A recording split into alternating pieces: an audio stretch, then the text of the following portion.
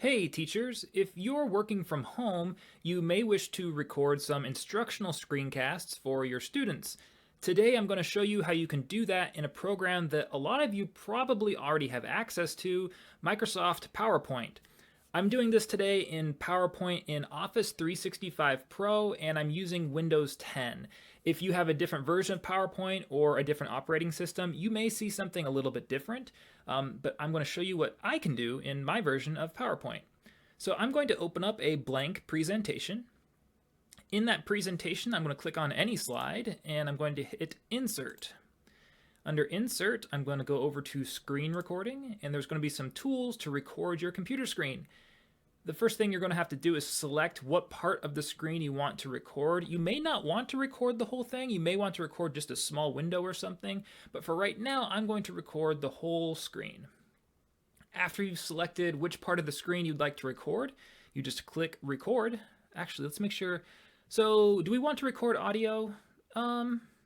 Yeah, let's record audio, and we're going to make sure that we record the pointer as well. You want to make sure that's on so that you can point at things for your students. Now, it's already on, so I'm going to just leave it on.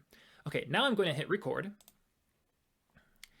In 3 seconds, it'll start, and I'm going to open up my instructional materials, and I'm going to make a visible change just so we have a video of something. All right, that's enough for that for now. We're going to hit stop with our short video. Okay. And it just automatically places that into your PowerPoint slide.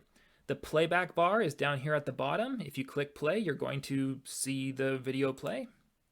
And now I have the audio turned down real low so that I won't get an echo effect with my microphone, but you can see that the video is playing and it recorded the audio just fine.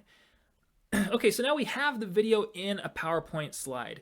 You could, if you wanted to, distribute it as a PowerPoint slide. You could maybe put more than one video into the PowerPoint, have more than one slide with more than one videos.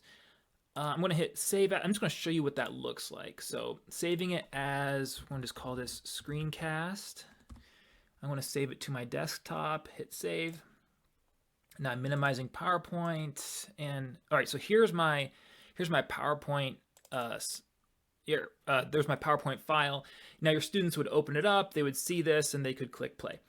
That's one option. Now another option, which in many cases will probably be the better option, is to save it as a video file rather than as a PowerPoint file. You can do that by right-clicking right here on your screencast in the slide. So right-clicking on the slide, and then going to Save Media As.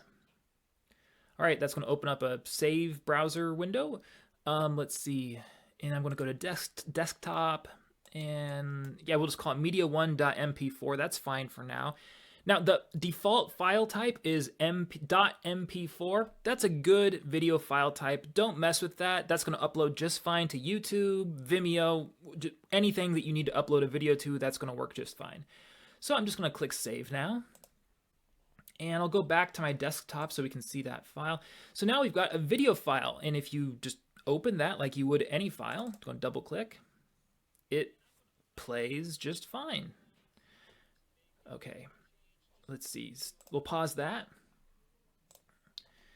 So Microsoft PowerPoint can create pretty good screencasts pretty quickly and easily. One of the advantages to these screencasts is that they don't have a watermark.